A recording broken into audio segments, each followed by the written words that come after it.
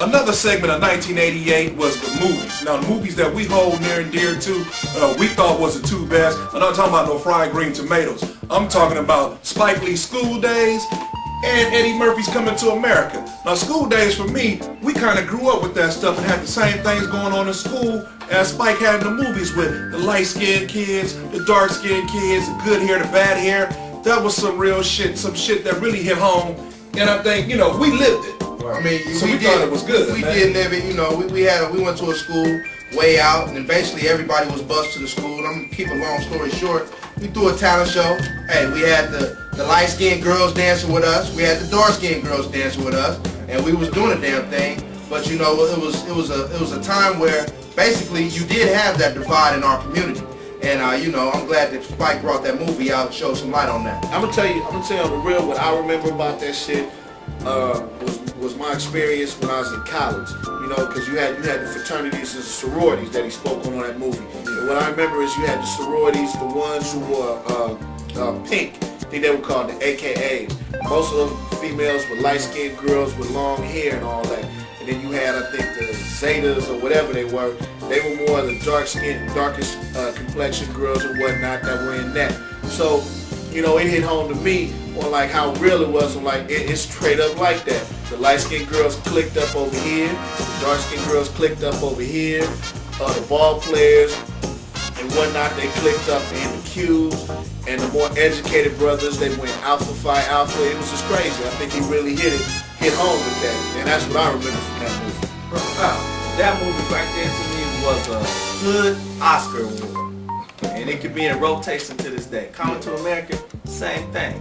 It was a hood Oscar award. And why didn't it get the notoriety that other movies got at that time? Because it was two great movies, and my man Spike Lee opened the door for other black producers and directors to get on the map. And just to jump on top of that, I'm gonna tell you, one thing my father used to always tell me is you can tell a classic over time. And you can tell that those two movies were classic movies. Yeah. You know, because you can quote lines from those movies to this day. Yeah. You know, whereas you might not remember Fried Green Tomatoes or some of these other movies that was winning. That Don Imus, you know what I'm saying? He quoted the School Daze. Even Don Imus, he quoted something, but you know what?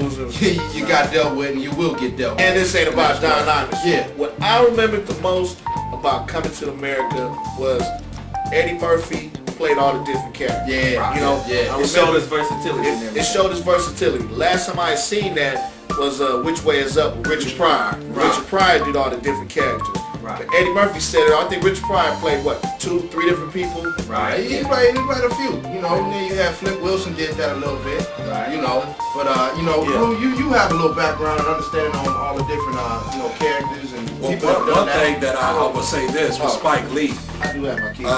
In School Daze, he had the late Phyllis Hyman, and she gave a performance in that movie, and to me that was very, very poignant with that he had her in there, because you know she later took her own life, but Phyllis Hyman was a special talent, a beautiful singer.